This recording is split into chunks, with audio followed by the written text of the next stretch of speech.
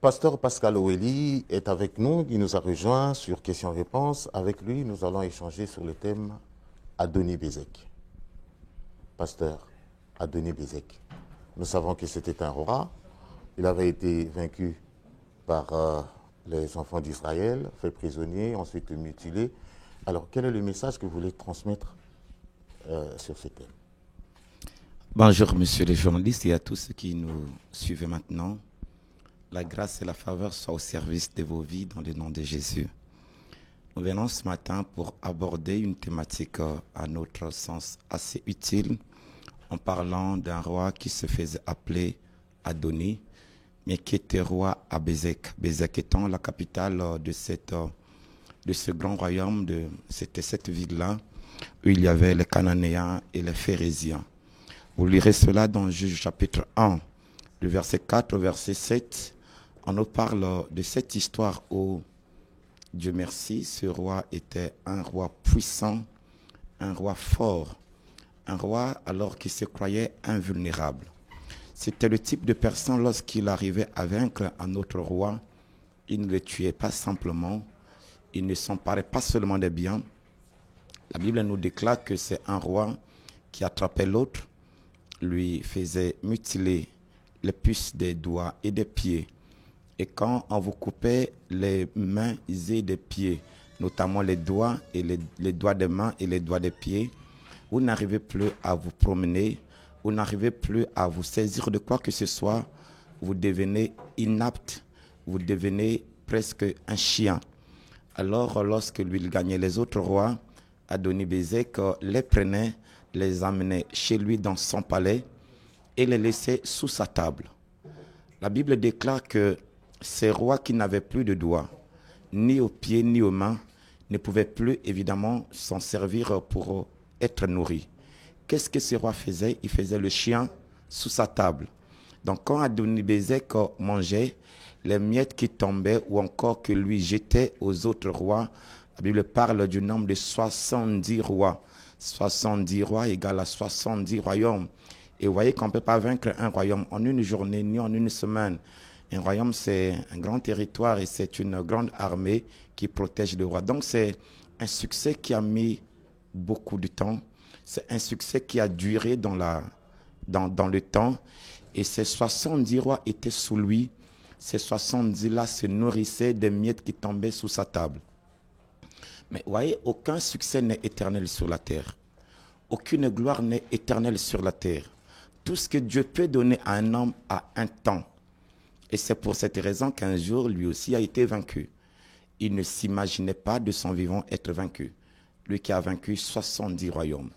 Et voilà que ce jour-là, pendant qu'il est vaincu, Dieu inspire à ceux qui l'ont vaincu, le peuple d'Israël.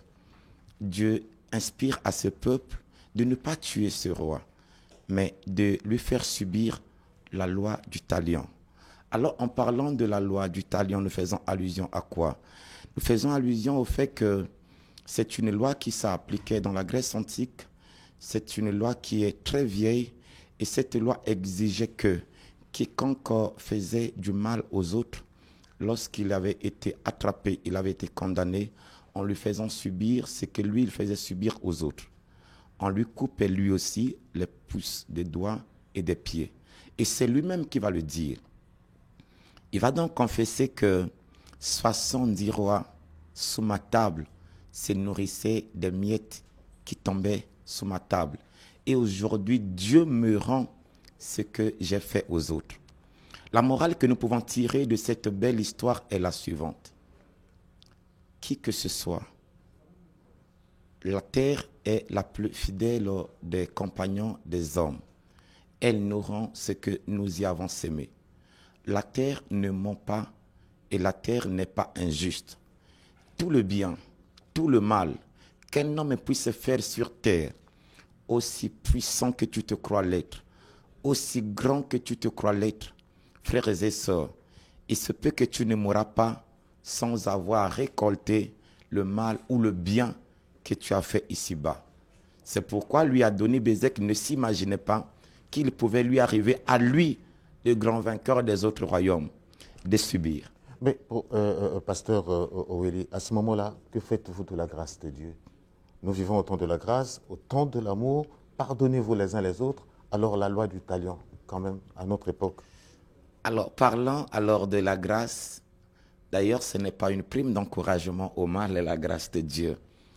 Elle est beaucoup plus la faveur de Dieu qui permet à quelqu'un de se repentir, de se convertir de son mal, de revenir sur le bon chemin, mais n'est jamais un encouragement à continuer à pouvoir faire du mal aux autres.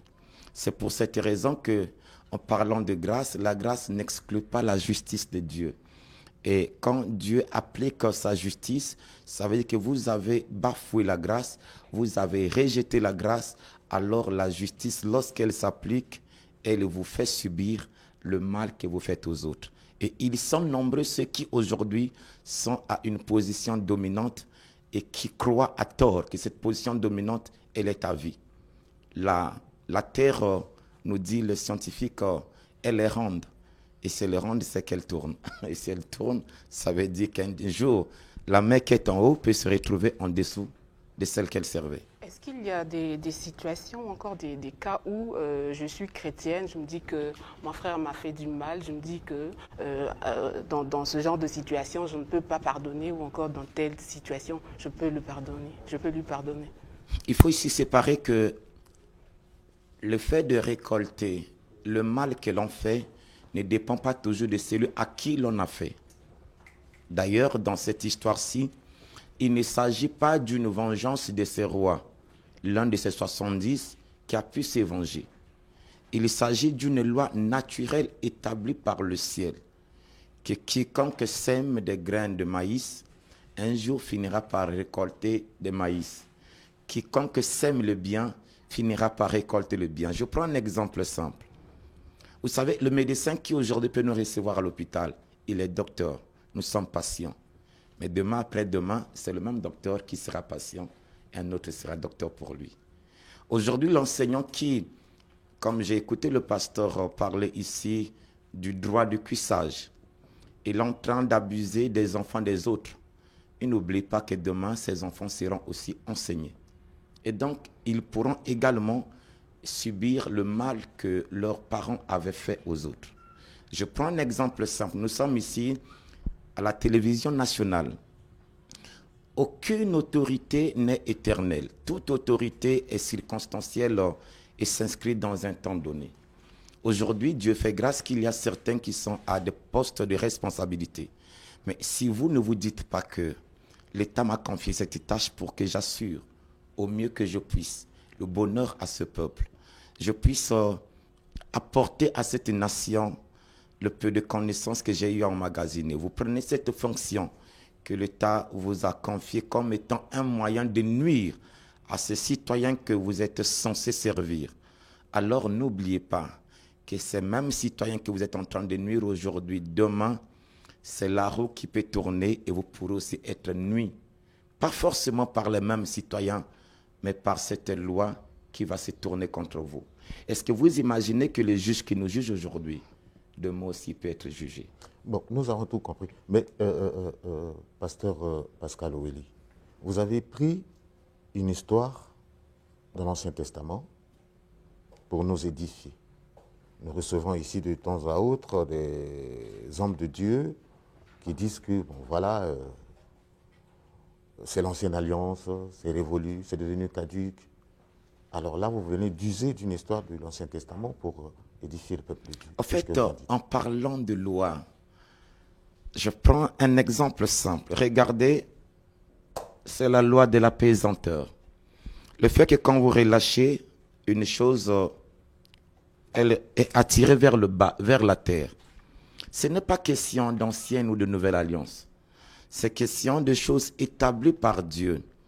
Vous savez, Dieu n'a pas appelé mal parce que c'était l'Ancien Testament. Dieu n'a pas appelé bien parce que c'est le Nouveau Testament. Que ce soit dans l'Ancienne Alliance ou dans la Nouvelle Alliance, ce que vous sèmez, la Bible dit que vous le récolterez au temps convenable. Je ne parle pas que de ceux qui sèment le mal, également de ceux qui sèment le bien. Monsieur le journaliste, et madame la journaliste également, vous savez, la vie ici-bas, lorsque nous faisons le bien, ce n'est pas toujours envers celui à qui nous l'avons fait, qui nous le rendra. Mais Dieu s'arrange à ce que ce soit vous, votre progéniture, que le bien ne soit jamais perdu et que le mal ne soit jamais perdu. Tout se paye ici-bas, nous dit un adage, nous dit un dicton. C'est pourquoi je suis là, en train d'encourager quiconque est en train de faire le bien, de continuer à le faire. Mais quiconque est en train de faire le mal, qu'il se ressaisisse. Parce qu'on n'est jamais fort éternellement, on n'est jamais fort à vie. Aucune autorité n'est éternelle, aucune gloire n'est éternelle sur terre, vous l'avez dit, mais comment un homme de Dieu ou un chrétien nanti devrait-il se comporter? Ok. Ce matin, par cette histoire de la loi du talion d'Adoni-Bézek, faites le bien et vous ne le regretterez pas. Dieu nous envoie sur terre pour que nous puissions être pour les autres des canons de bénédiction. Je suis en train d'encourager là une personne, qui que vous soyez, où que vous soyez, dans n'importe quelle administration, dans n'importe quel service, le bien que vous s'aimez aujourd'hui, tôt ou tard, vous le récolterez. Quand vous le faites aux enfants d'autrui, les vôtres seront servis. Vous savez, quand vous bloquez des dossiers de ceux qui aujourd'hui viennent chercher tel que le travail devant vous, ce sont les mêmes qui demain apprécieront votre dossier quand vous serez à la retraite. Merci beaucoup, pasteur Pascal Oweli. Nous sommes arrivés au terme de notre entretien. Vous êtes le guide spirituel de l'église La Caverne. Alors, vous pouvez présenter auprès du public. Ben, disons, guide spirituel, je n'aime pas ces histoires et ces termes. Je suis le frère Pascal Oweli, le responsable de la communauté chrétienne La Caverne. L'église est située au 3 de la rue Lécoumont, arrêt La Ferme, en face d'une école privée Joseph Perfection. Quiconque voudrait nous joindre, nous sommes joignables au 06 621 05 01. Pouvez aussi nous joindre au 05 592 64 70 et bien sûr précédé de l'indicatif 00242. Notre église est également à Kombo, derrière les 40 escaliers. Notre église est également à Manyanga, 40 rue Dallas, arrêt également La Ferme.